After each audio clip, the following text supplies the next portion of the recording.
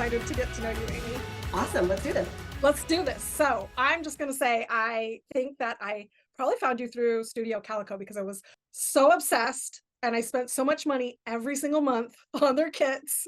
And then you rose to fame and I hit a wall where I was like, I love scrapbooking. I still love paper. Like it's my favorite material. But I realized I wanted to go towards the direction of creating something that wasn't using someone else's supplies. So I went back to my roots as an artist, but I see that you've like really evolved from there. So I don't know, for those who are listening who don't know who Amy Tangerine is, why don't you, I would love to hear a little bit about your story, even though I've listened to you on podcasts before and I know a little bit about it, but.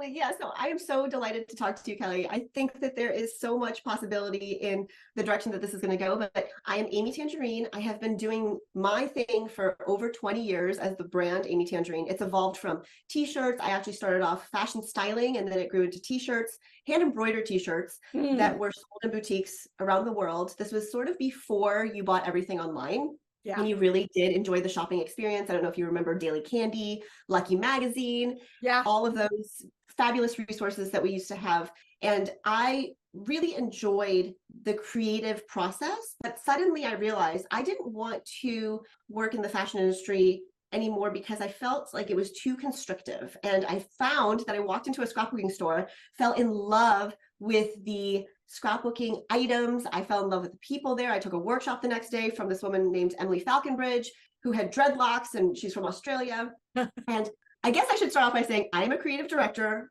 right now. And what I found is that through my transitions of finding different things that light me up is where I have landed now in evolving as an artist, as a designer. And I think that I don't like the labels so much. When I had my first business card made under Amy Tangerine, my title was Main Squeeze. And I really love embodying the idea that you can craft a life you love on your terms, no matter where you are, no matter how old you are, no matter any situation that you find yourself in, you are rooted in what you're authentically creating, right? And everybody's creative. And so that's what's so beautiful about this. So after I fell in love with scrapbooking, I just dove right in and I became obsessed. And like you, I found Studio Calico, I found American Crafts, I applied to design teams. I was just having a really wonderful time playing with paper. And I still love it, right? I still enjoy that. And I got the opportunity to design 20 collections with American Crafts over 10 years. Yeah. And it really taught me so much about the industry. And I feel so blessed to have traveled the world teaching creative classes. And obviously, we all know what shifted in 2020. So everything changed. And I found myself actually delightfully, and I'm sorry if this is a bit of a trigger warning, but I had my first son at I was 34 years old, and I found out I was pregnant, and he is amazing, right? And it was 2013 that he was born, and I wasn't expecting it. My partner and I were together for 4 years, but we weren't planning on having kids right then. And so we did everything backwards in our own way. And it was beautiful because the process unfolded so wonderfully, better than I could have ever expected. And obviously my son is my best creation, right? Up until we tried to have another child, and in 4 years, I had 4 miscarriages. So every year for 4 years. And then finally, when I completely surrendered to the idea that Jack might be the only child, it was 2020. I fully surrendered. And I remember waking up January 1st, and I took a picture of myself in the mirror with a sports bra on. And I was like, I'm going to believe in my body and trust my body and just do this for me, get into the best healthy shape that I can for my body, mind, spirit, all of it. And then sure enough, April 1st, April Fool's Day of 2020, I find out that I'm pregnant, and it felt completely different. And I had to go to every single doctor's appointment on my own. And in November, she came 3.5 weeks early, but we have our second child. So yes, during the pandemic, congratulations. That was fun times. Oh boy, 2020 was quite a wild year, but I empathize with you. I had one miscarriage, so I understand. You can end up with a big gap between children because of that, but then you just have a different kind of relationship with your children. And it's wonderful that you surrendered and then everything unfolds from there, right? It's true. I mean, just when you think you've surrendered enough, I mean, that's when I had my 4th miscarriage, I couldn't find ways to surrender more, but then I did. And that's when it really shifted. And because, how, as a business person, I'm sure you understand this, you focus so hard on something, but it doesn't give the results that you want if you focus harder on something that's out of your control. Right.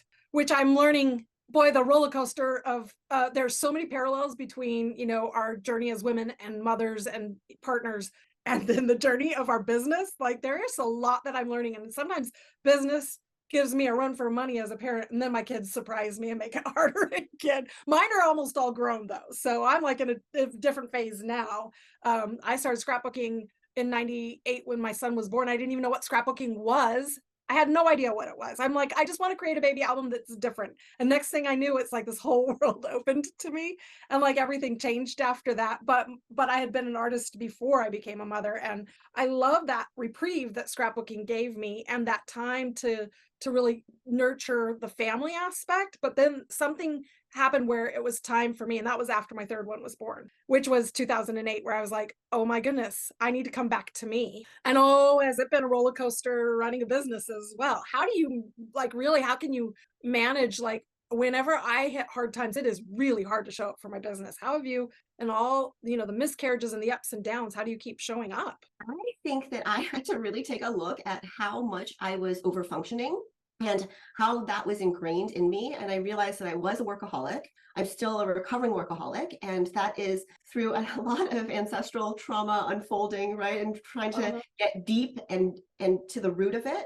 And so I don't know how I do it. I think what I experience as a Libra, as an only child of Asian descent, is I carry a lot of expectations on my shoulders that don't belong to me. And so in recognizing that it's not so much about balance, it's really about harmony to me, that gave me a lot of freedom to say, you know what, this isn't the guilt that I want to carry going forward. And what's interesting is that I didn't actually feel guilt before I became a mom. I really didn't. I just did not feel guilt.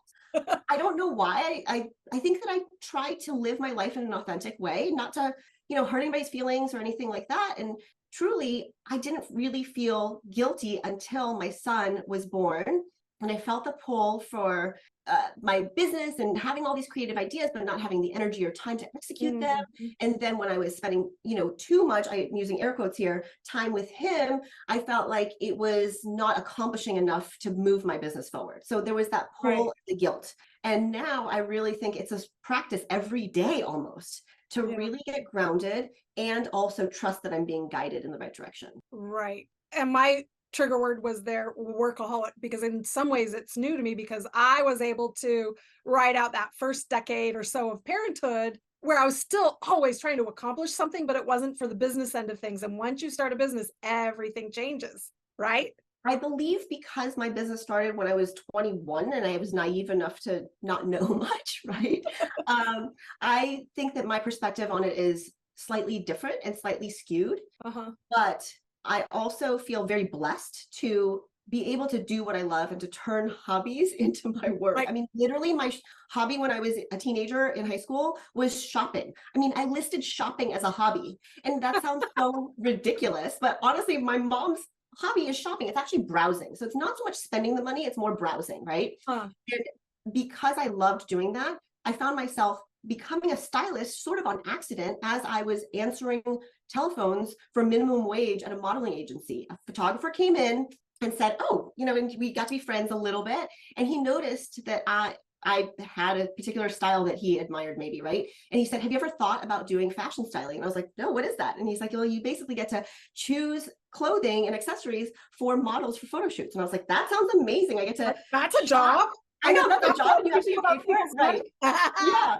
So piecing that together, I feel very blessed to have been led throughout my life towards what I love doing and what I would associate as a dream job, right?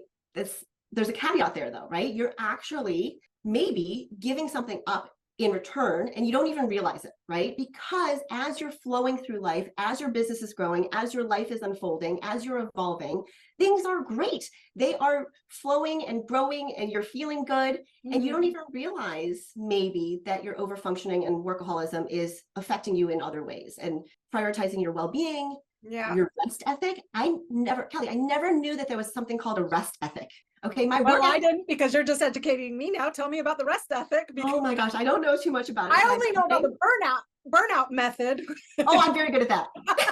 I'm kind of in the middle of that right now because we're recording in the summer, but this won't be coming out until probably late summer, early fall. And I'm like, I really need a break. And then of course Threads has to come out. And I'm like, Ah. Yeah.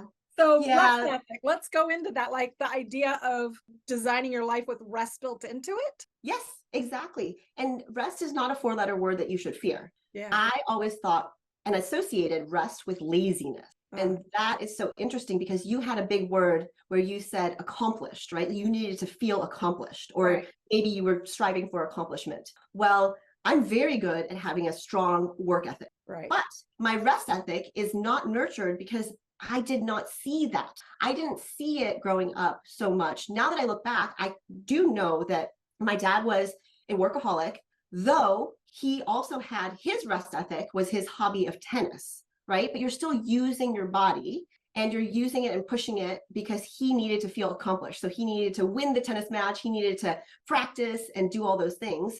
And I ingrained this idea of, hey, I love to do art. That's my way of spending my energy where time just flows. Well, in resting or allowing yourself to schedule time for rest, literally when you do nothing. There's a book called How to Do Nothing, and I remember getting it, I think at the beginning of last year. And I was like, what? Doing nothing? How do you even do that? Right?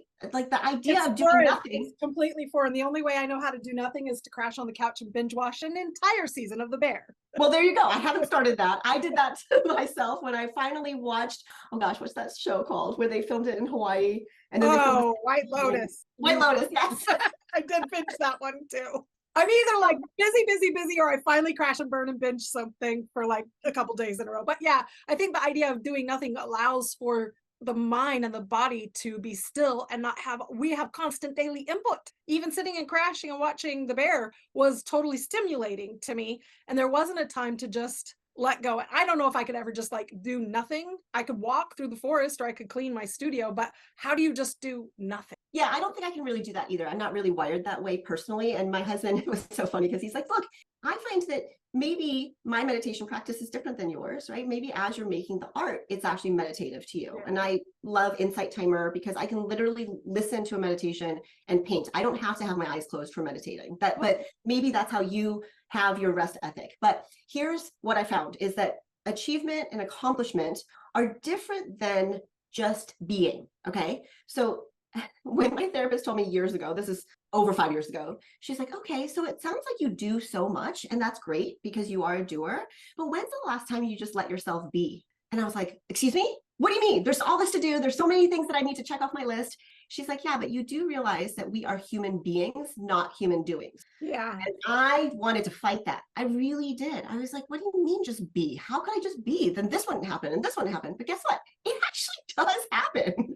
Things do get done when you allow yourself to be. And so in unlearning our ways of being, we are actually introduced to new ways of being that are probably healthier, better for our well-being, and also truer to our authentic nature, like truer to who we are. And I have to tell you, I admire you so much because I get your newsletter and I got that email saying that you're just taking a little break and you had to sort of explain yourself because you thought other people were expecting things from you. Perhaps. Sorry, I'm putting this on you. I mean, people were, I had all kinds of comments of like, do we still get our stuff that we paid for? Of course you do. Don't worry. Right. But I had to explain it. Right. But I like how you went and thoroughly explained that, right? But for me, when I feel like I'm overworked or burning out, I sort of retreat and I want to explain myself, but even putting in the energy to put those words together and to film a video or to write a newsletter, it makes me feel drained. And what was so interesting is I got on a call with my friend Tim Holtz, who you probably know. I know Tim, yeah. And I don't know him, but I know of him, of course. Yeah, he's amazing. And so I remember feeling like I was in a point of transition and I was at a crossroads. And my daughter was about 1.5 at the time. And so he told me that he thinks I have done an amazing job at taking 2 steps back or a few steps back, but a huge leap forward. And I was like, oh my gosh. So you actually see that from the outside, but I felt like I needed to explain myself and, protect this and over explain that. But really, it was just so beautiful. He's like, no, I get it. It's beautiful. It's such a wonderful thing to watch it evolve. And those were the words. I mean, he is an amazing person, right? And definitely a mentor and somebody I'm so delighted to call a friend. But those were the words that I needed to hear. sometimes we need to take a little, I don't know if you want to say it, if you don't want to call it a break, if you don't want to call it a sabbatical, it's okay. And it's okay to just chill for a little bit and still deliver on the things and expectations of your clients and customers and your community. But it's well, the fortunate thing is I've hired help, so I'm not doing it all alone. So when I take a break, I can really take a break, but I really even want my team to take a break too.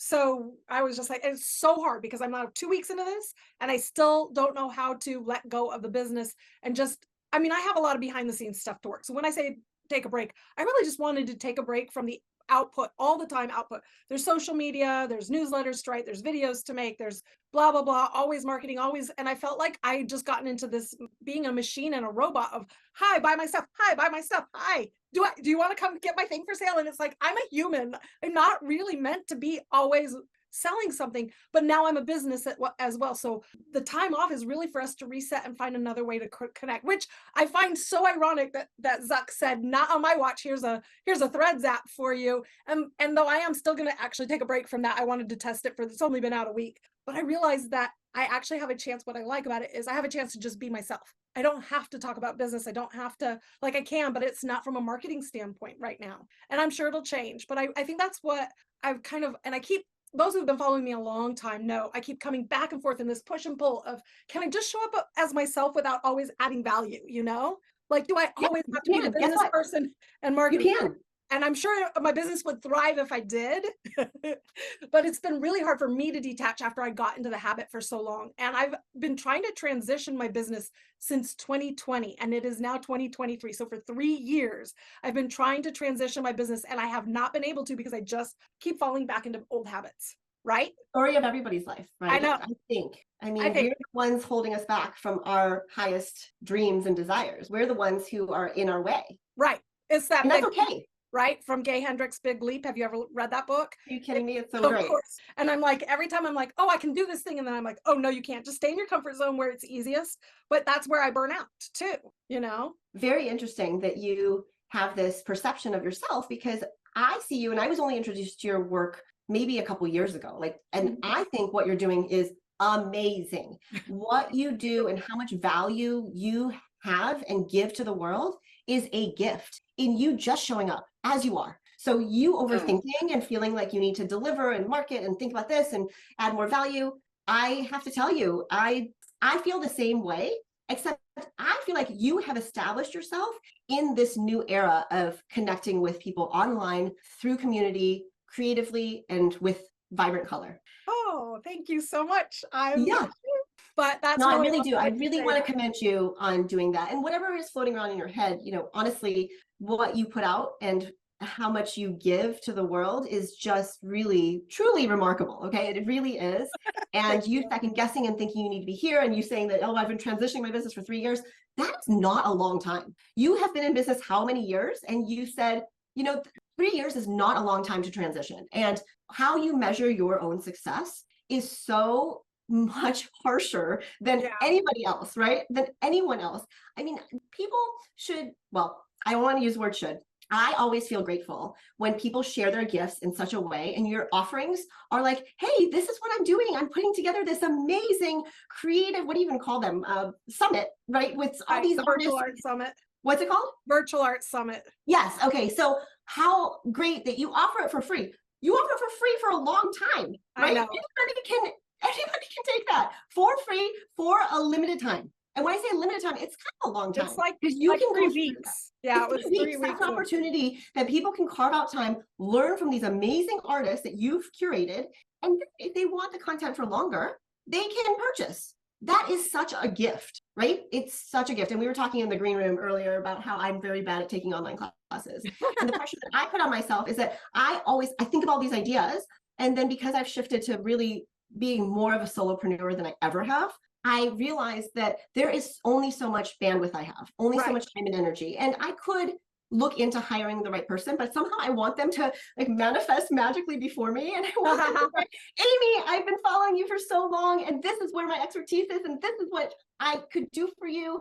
that's maybe going to happen. It has happened in the past, and I feel very grateful. Like literally an assistant who was with me for 2.5, 3 years became, such an amazing sort of reverse mentor for me. Right. And we're talking about the pace of our lives pre-pandemic. And she was like, that was just not sustainable.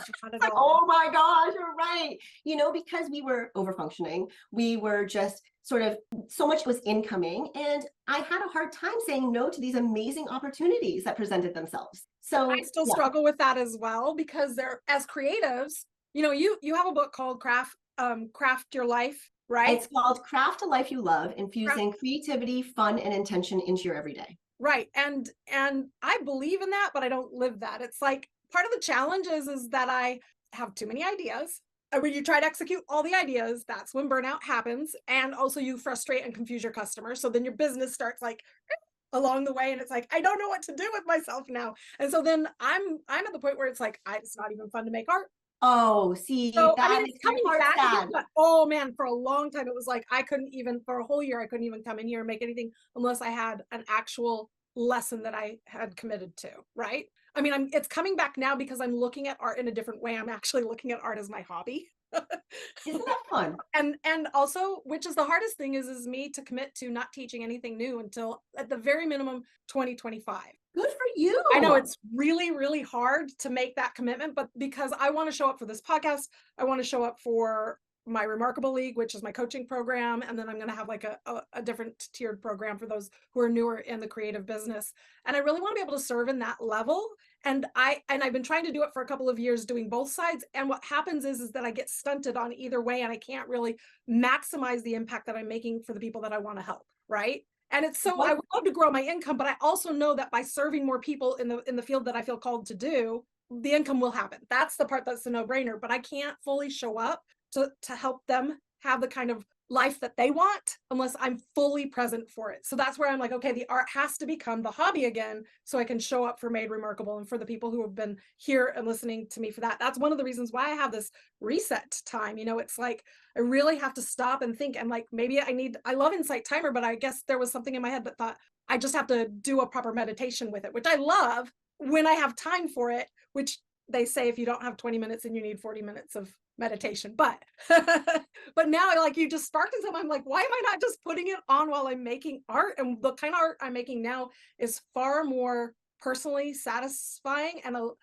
I've shown few peaks of it, but it's a lot combining that decade or so, 12 years I think I spent scrapbooking, the things that I loved and lit me up, then combined with the painting and art techniques that I came back to for the next decade. Somehow I'm fusing them together, but I need that time to develop it, right? Because when we're always showing up online to share what our latest thing is that we discovered, it's almost like it's taking the magic out of it. So I've shown some hints of it, but I have like more, like I've only shown like 1% of the 100% that I've done over the last year, because I'm really finally finding myself taking the time to enjoy it and not product out of my creativity. That's a problem when you're an entrepreneur and a creative person. You could capitalize, monetize every single thing that you do, right?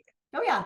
Yeah. I mean, let me just commend you by saying that, first of all, your awareness of where you are and where you want to go right now is so illuminating, right? Not just for yourself, but for others. And it'll serve as such a power, a superpower for you in the direction that you want to help others elevate and take them to their next level. Savor was my word of the year for 2019. I do Ali Edwards. I love her thing. I've been doing it forever. I have my list of words too. Oh yeah, I want to see. I would love to see your list of words, because what I realized is through looking at my list, which I'm looking at right now, I write it in my planner at the beginning of my planner every year. Is the words, and it started off in 2010 as balance, share, light, neat, thrive, choose, together. Focus was 2017, where I was so focused on having another baby. I changed it midway to strength. And then I went to shine and savor. And savor was such a wonderful lesson, because I felt as though I was moving from project to project to project, hitting goal markers, hitting success statuses in my mind. And then what I had the consistency that created the momentum, but I didn't have the time carved out to just savor it for a moment, pause and savor and say, gosh, this is a dream of mine for so long, and this is what's happening now. Can I just bask in the enjoyment for a second? Exactly. it's like athletes winning the championship title. And then everybody's like, okay, what are you gonna do next? It's like, right. But you've done that. Did you publish a book and then think, okay, what's next? Or did you sit and savor it? I savored it. No, I literally savored it because well, see, I had in my book deal was a second book deal, like a possibility for a second one. Right. And I remember talking to my agent, and she's amazing. And she literally said, when that time comes and you're ready, let's just look at it then. And guess what? The ship actually sailed. The ship sailed because I didn't want to do it. And some people might say that's a failure, right? Oh gosh, your second book, you didn't actually do it, even though it was part of your contract or whatever. Yeah, wow. Yeah, I learned to say, like, that's really not where I want to prioritize right now. And then, sorry, I just wanted to go through these. Yeah, where was 2020? Because goodness gracious, that one gave us a big slap in the face anyway, no matter what we had planned. What was your word for 2020? Do you remember? I think it was abundance. Well, you had an abundance of maybe online things that you had to switch your business to, right? Okay, so abundance of extra time in 2020, and I used it all up obsessing about the business. But you were setting the foundation for where you are now. I actually burnt out in 2020. That's when I finally hit my wall. Because in 2020, I had a membership I had to close down, and I was ready for something bigger, but then I just fell into the old loop of courses and whatnot. And I'm not regretting any of it because I've loved the path and the way I've been able to serve. But I knew then that I wanted to come to where I am now. And it just, you're right, 3 years isn't that long. It's a process. So what was your word for 2020? Ironically, it was bright. And I had an online course that started in January of 2020 called Your Brightest Year Yet. And it's so funny because we actually needed that. I needed that word. I needed to embody bright in such a dark time. 2021 was present, both the gift and being in the present.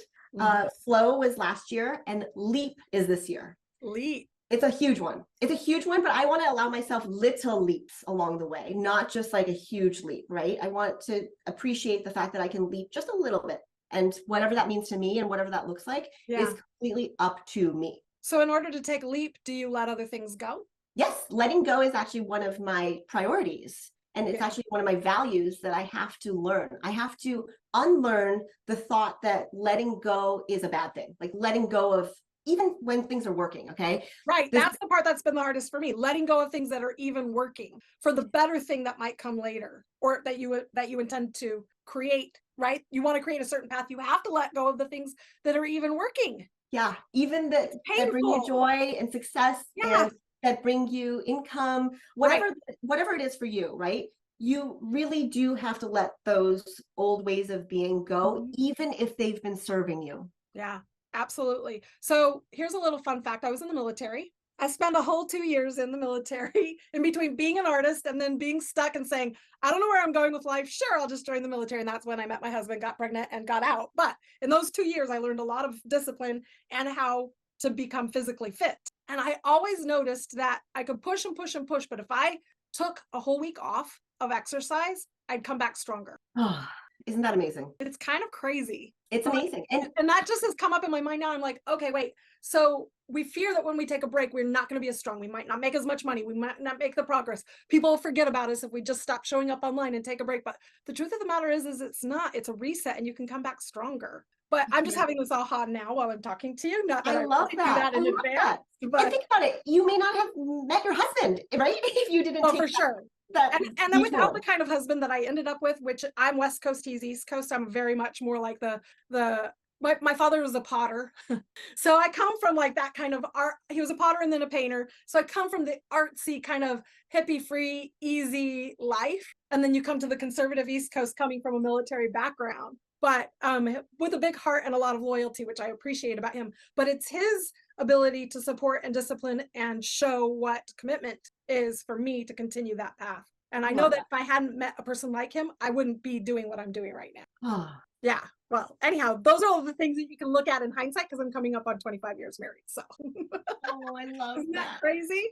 I know. It's one of my biggest accomplishments, really, in all honesty. Truly, that's amazing. It really is.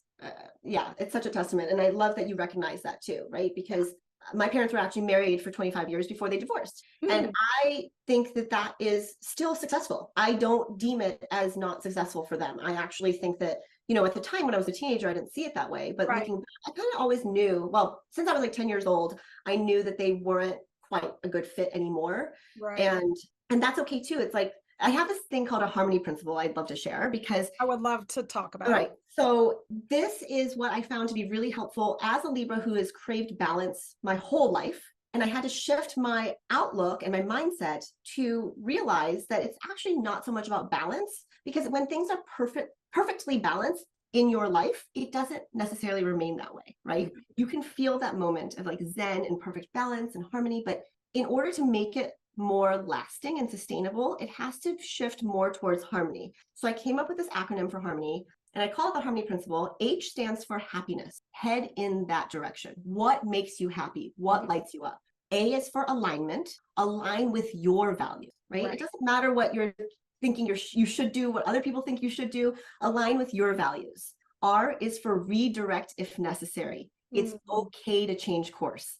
And that was a big one for me because I always thought like you had to stick with something. If you committed to it, you have to stick with it. All these people are expecting this from you. And that's why I bring up my parents' divorces, because really, I think my mom felt such guilt in being the first of her family to get a divorce, being, and my dad too, right? He was like stuck in thinking, oh gosh, I'm doing what's best. And then, maybe things aren't being reciprocated or whatever it is, right? It's so much deeper, but it's okay to redirect and change course. It's okay. It really is. M is for money. Know your worth. Because how often do we...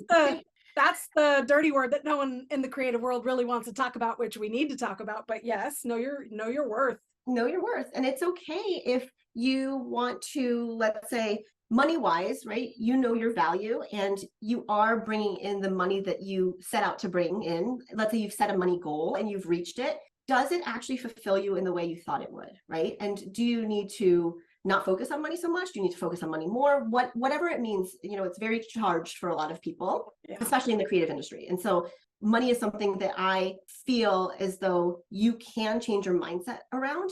Money equates safety to a lot of people, but then if you want more money, right, you have to think about why you desire that. What does it bring you? Does it bring you more safety? Does it bring you more time to do your hobbies? Does it bring you more budget to spend on art supplies? What does that money represent to you, right? Right. The impact you can make by providing income for other people. Oh yeah, how amazing is that, right? If you bring in money for your business, you are actually being of service so that you can employ better people to then serve the people in your community, right? There's so many different ways of looking at it. So O is original. There's only one you. So you have to stay true to everything that we just discussed, right? In the word. And then N is really difficult, I think, for a lot of people who want to be of service to people, is no. Know when to say no, thank you. Yes. It's okay to say no so that you can have room for the bigger yes. And why can be yes, but I really think it's you.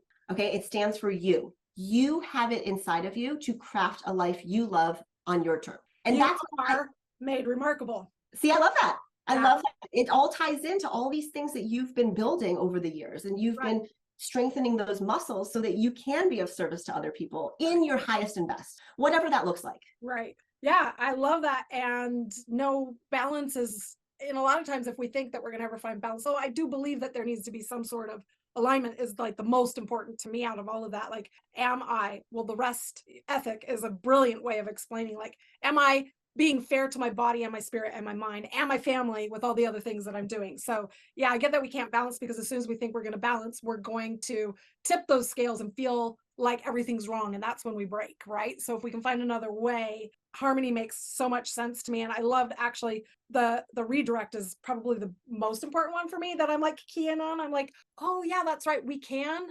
I'm just getting to the point where I can be comfortable to redirect the things that I've been doing, even if they've been working. And yeah, the expectations, like you said, there's a lot of expectation on you. Whew, wow, it's a doozy. It's a doozy. Sorry, I didn't going so deep. Go so heavy, during the summer reset. Yeah, no, I love it though. It's really like getting my mind turning. And also what I hope it's doing for everyone is giving everyone permission to rethink how they're doing what they're doing. We only have this one time here, right? I mean, whatever you believe, we don't know anything for sure. We know we've got this till the day we die. So, and we were talking about the bear, and there's always this like theme of every second counts. And it's not every second counts to get something done, but every second of your life counts. Like, everything counts. So being fully present for it is what's going to make all the difference in the world. And I have found more happiness and joy in my life as I've been more present, for sure. Yeah. So I think I'm promising that I'm gonna find my list of all of my previous words of the year so that I can add it to the show notes. But I love that you have that right there front and center. And I don't even remember what I picked for this year. I must have just been in such a like daze trying to figure out And that's 2023. okay. Guess what? You can either go back and reference it or maybe just change it. What are you feeling Yeah. right now that you want to embody and hold true for the second half of the year? Because Yeah. I think that shifting our presence, or sorry, our perspective can actually bring us more presence and Right. bring us into dropping in to really what matters most at this moment, right? Yeah. So you can change that word, whatever it Because we is. can redirect. You can redirect. You can change course. You have permission. Yeah. Thanks. I love it. So I actually want to ask you some more questions about like you and your life and the business that you run. Like you started creating designs and stuff. I think it's so cool. Like, do you ever have a moment where you're like, I'd love to do clothing again? I mean, I noticed that you do have some like really cute designed t-shirts all based off of our creativity, but like where do you go? Like, I don't know, are you in the middle of a big redirect? I am. I feel like I'm always at a crossroads. Even when I feel like I've landed and I feel very true to my vision and where I want to go, I realize that I am just like you, a work in progress, right? Just like everybody else listening. We are works in progress, constantly evolving, constantly changing, maybe sometimes overthinking. Mhm. But yes, I do have those pings of like, oh, I want to do that. And I am very big into manifestation and vision boards. And what's interesting is that I'm doing this course on manifestation, and it's so funny because it's just like this online challenge. And she really doesn't believe in vision boards. And it's so interesting finding that perspective because it's different than mine, but I'm open to it, and I'm open Yeah. to the awareness. And I really believe that everybody has the ability to find what works for them. Right. So when I have that ping of, oh, I should really get back into t-shirts, I will maybe say that, maybe say it out loud, and then be reminded of how I want to show up in that way. Right now, it's Mhm. with ease and flow. So if it doesn't bring ease and flow into my world, it doesn't have to be a part of it. Do I want to get back into t-shirt production where we were hand stitching and hand embroidering and shipping 10, 20, 30,000 t-shirts from my Santa Monica loft in a year? No, I do not want that stress. And I'm very confident in saying that with the years of doing and experiencing and working towards something, I'm able to now be more comfortable with saying, good for her, not for me, right? That Right. Amy Poehler quote of, hey, that's great for them, not for me. And so I actually do consult with brands still, and I've always consulted with brands for years. And it may not be something that's known to other people because it's not front facing Right. so much, right? And I've worked with clients, I scrapbook for clients, I've worked with clients in many creative different ways that I never even would have dreamed of. And I'd much rather consult and be compensated monetarily for them to take their creative dreams and succeed with them if they want a dress line or a t-shirt line, or maybe it's a jewelry designer. And those are something that I don't really bring those to the forefront, but that's something that has been a part of my business for a long time, because transforming your inner critic into your inner coach is something I find that anybody can use, right? And so whatever challenge they're facing, because I've had experience in the fashion Right. industry. What's so interesting is my friend's son is now, who I held at 4 days old, he's now wanting an internship with some fashion brand. Like, he loves sewing, he's in high school. And so he has this program with his school where on Thursdays for his next school year, he can take him for this dream of getting an internship with a fashion brand. All right. So I'm going to sort of mentor him in a way that I would have wanted to be mentored. Mhm. And I have been so blessed to have experienced, because we live in Los Angeles. He's got this great opportunity to visit these actual fashion houses, production places where they stitch, embroider, where they make denim, where they produce all kinds of clothing. And I'm so excited to guide him through. And that's not something that I'm going to be paid for, but it's going to fulfill me in so many more ways than having a client who, let's say, I get paid money for, and they're like, okay, well, we really want to have this executed by this date, and this is our plan for, I'm just giving a vague example Yeah, because yeah, I can't yeah. think of something right now. But let's say, for example, I did Dr. Phil's 60th birthday scrapbook at the Beverly Hills Hotel, and it was really fun. I worked with his wife, and we had this vision. She had a very strong vision for what she wanted it to look like, and he's obsessed with tennis, and so everybody calls him Phil. And he, was very open to being creative with the scrapbook, but she had a vision of it looking a certain way, right? This mahogany leather, very upscale. And then you get these people taking silly photos in their tennis gear with tennis rackets, and then the picture gets printed out, and they're writing the most creative notes.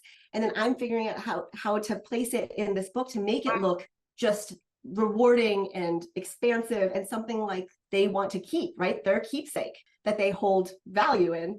And let me just tell you, they loved it. Everybody had fun at the party. It was insanely celebrity, attended. I'm sure that was probably and cool. So, but that was an awesome, fun challenge that I could have never dreamt up. I could have never been like, oh, I really, and I work with celebrity clients, but I didn't think that his 60th birthday party would just open my mind to so many other opportunities and other ways of being for myself, not even just for my business, just for myself. I really appreciate the fact that I can take an idea and say, okay, do I want to go down the t-shirt route again? Do I want to dabble in the fashion thing? And I can ask, right? I can openly ask the universe or whatever you believe in. Right. And you can journal about it. You can dive deeper into that. And you know what? The answer might not be yes. It may be, maybe, no, that's not the direction you want to go. And that gives you an awareness. You can accept it if you want, and then you can take action on it, right? Or just let it go. Put it in the parking lot for a little while and think on it, because I can come up with 10 new ideas every morning before coffee. Literally so many possibilities. And one of the things that I love to teach is I have a PDF that's called 100 Ways to Make Money as an Artist Without Selling Your Art. Because like you, who just took your creativity, and of course you've got decades of experience now, but I would have never thought, like in the 2000s, that if I had stayed dedicated to scrapbooking, that there would be a time where I'd be doing celebrity scrapbooking, right? Like we don't really realize what potential because we limit ourselves, right? And we don't think bigger, which is why I'm always an advocate for thinking outside of the box, dreaming wild dreams, going for like things that haven't even really been considered before. Maybe, sure, it's nice to test your idea and workshop it with other people, blah, blah, blah, blah, blah. But sometimes we don't know what the world needs until we show up doing it, right? Yeah, and show up a little bit or show up fully, right? Yeah. It's up to you how you want to show up in this world. But just by being you, Kellee, I have to say that you impart such empowerment on people, because even when you're, let's say, making your marks in your free course and your Color Crush Creative and everything that you're doing for that and everything you've done, right? You've set the foundation for people to have permission and have the inherent belief that they can do these things, right? And it's so interesting because I took your grid course, but I didn't do it in grids. But I find myself sort of applying certain principles and things that you've said, and I don't even think of it as like, oh, Kellee told me to do this. I just think of it as a way of incorporating it into my lifestyle through learning and becoming, and on this journey to being an artist or mixed media, right? Mixed media artist is not a title I thought somebody who is super successful could have. I was like, someone can make a living being a mixed media artist? That sounds amazing, right? Well, however long ago that I found that term, decades ago, I was like, oh my gosh, like Dina Wakely, she's a mixed media artist and she makes her living from doing this? Right. That's incredible. Yeah. And it's just through showing up and consistency and then exploring all the possibilities and avenues through it. And who would have ever thought when you first started scrapbooking that it would lead to designing products and writing books? Like I had no idea when I showed up online and I certainly loved it way back in the 2000s when it was every scrapbook forum possible, but then it turns into the blog, it turns into, okay, Facebook shows up, and then you're like suddenly in whatever 2012, 2013, like full on Instagram, and everything starts changing. You're like, it's just that consistency of showing up and testing your ideas and coming back. And I don't know, just it's sticking true to yourself, and it's really easy to lose that along the way. But I know that the one thing that I've always been, if I go all the way back to childhood, is I've always been the cheerleader. I literally could not be a cheerleader because I tried out and they said, no way, you're not coordinated. But I could always be the one cheering other people on. I could always see the potential in somebody else and want to create a space or an event or something that saw them through to their success. I love that. And that I had to reframe who I was as a kid as the bossy girl, because it was through the process of understanding my motivation that it changed everything. I wasn't bossy because I needed control. I was probably bossy because I was a head full of ideas and potential, right? And they didn't even see that you wanted for somebody else. But I wanted for somebody else. Yeah. I was the one who wanted to create the parade or the talent show or whatever so that everyone could participate, probably because no one ever included me to participate. But it's okay now, but it's knowing that those things make such an impact along the way. And even into my young adulthood, oftentimes feeling left out. And that's why something like the Virtual Art Summit, where I can ask the people who don't always get picked to be in the summit.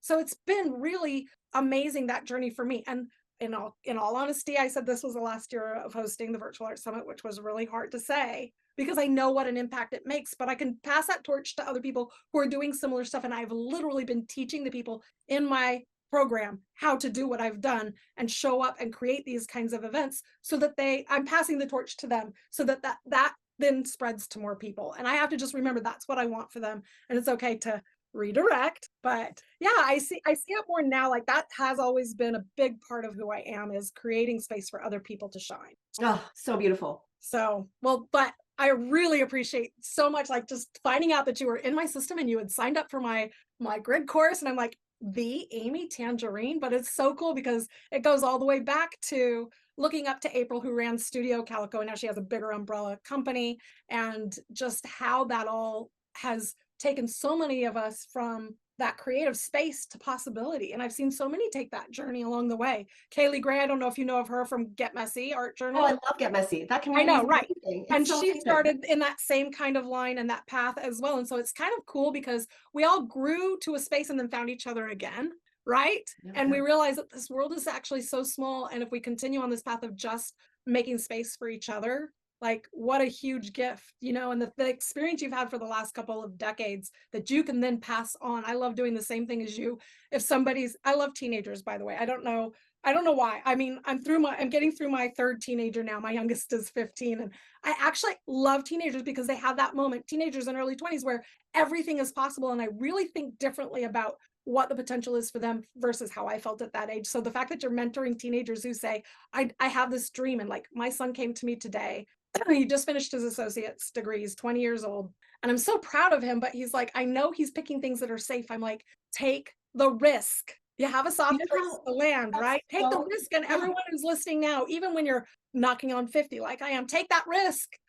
It's worth it. It's so beautiful that you're giving him that permission and you're encouraging him and enriching him at a time where it's really scary to take a risk, right? It's really scary in your 20s, but gosh, your 20s should be a lot about risk and taking chances and taking those bigger leaps. Because if you're like me and you have a partner in your 30s and you start having a family and of your own, then your risk taking has to be a little bit curbed. Right. It's just a little bit different. Not saying it's in a bad way, but there are certainly things I'm so grateful for doing in my early 20s that I don't know that I would be able to do those now, during midlife. Right, exactly. So take that chance. I have some young entrepreneurs that I work with, and I just absolutely love that phase. It's like, just go for it, So see, what I love about working with younger people too, and it sort of serves as like a reverse mentorship for me, because I remember being that age, and because of my parents and upbringing, I was taught that I could do anything that I put my mind and heart to. I mean, that was such a gift that I didn't realize would have such an impact on the direction and the course of my life, because I was given so many chances to say, hey, yeah, you can do this and you can make it up as you go. Right. That gave me so much permission to play, to wander towards wonderful, to really be curious, and to say, you know what, just because it's been done this way and it's been successful for other people doesn't mean I have to follow that path. I can carve my own path. And it's so interesting because until your son moves, there isn't a path. Until he decides to take that step, the path is like full of possibilities. Right. But he needs to move in the direction of his dreams and what's aligned and true for him, even if he doesn't know. Don't you find it so interesting when people are like, well, I don't know what I want? When my husband said to me a few years ago, he was like, I don't really know what makes me like that happy. And I was like, and he's like, he used the example of me in scrapbooking, for example, right? He was like, you were just so happy doing this crafting thing. I don't know what makes me that happy. And I was like, babe, you should find out. Like, this is the time to find out. This is the time to learn. Yeah, especially before you hit the midlife crisis and everything's going to hell. Yeah, so the fact that you're supporting your children and giving them that lens to look through is just so bright and amazing. And who knows what they're going to create, right?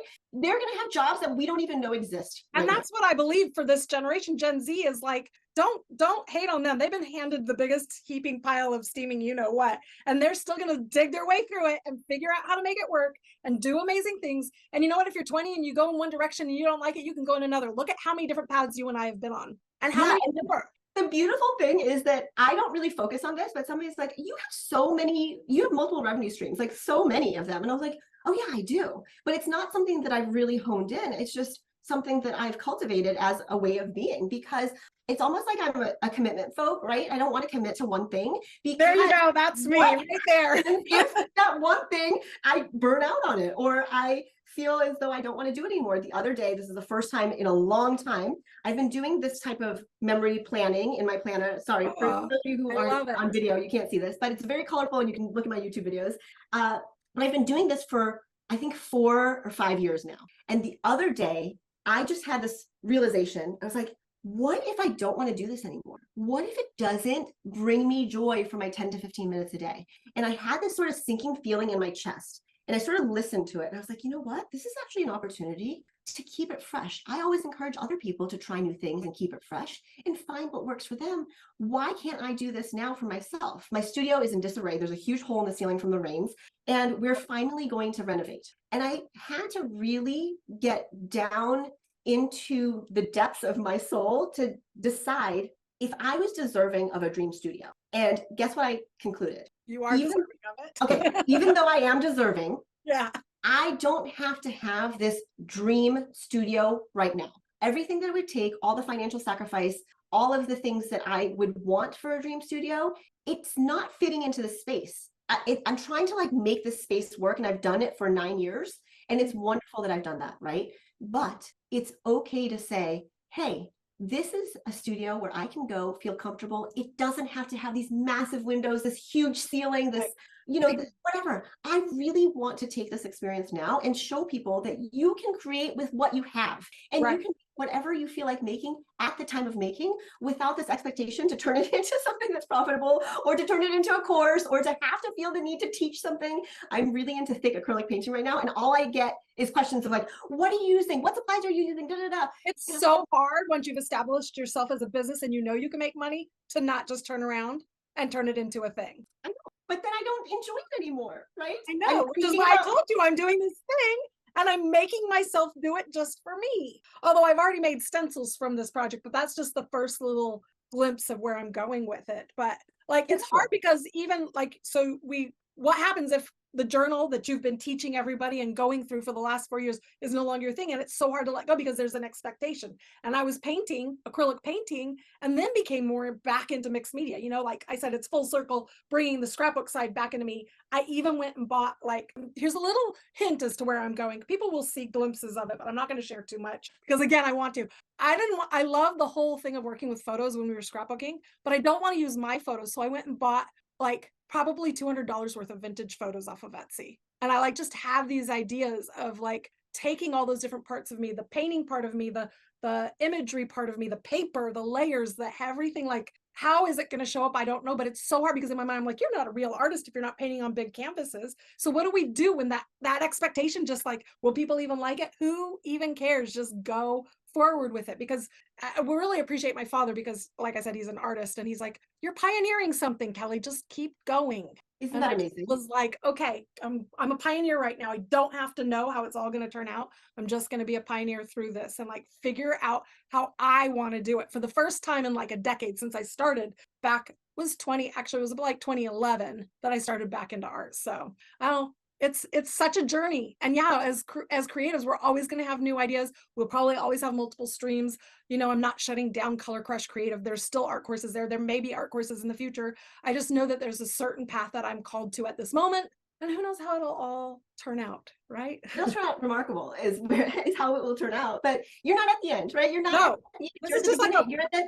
It's a process, and I enjoy the process so much. You do too, right? The creative process is what I love so much. So when I'm not in process, I mean, we are always a work in progress, and we have to embody the idea that it's okay to evolve, and it's okay to try some new things, and it's okay to give ourselves permission to play. Coming full circle, I do want to share something from my book that my dad, I mean, don't we love our dads, right? Amazing wisdom that they impart on us. When I first moved to Los Angeles, I was 24 years old, and I had just, oh my gosh, you know what? I think I had just turned 25. That's right.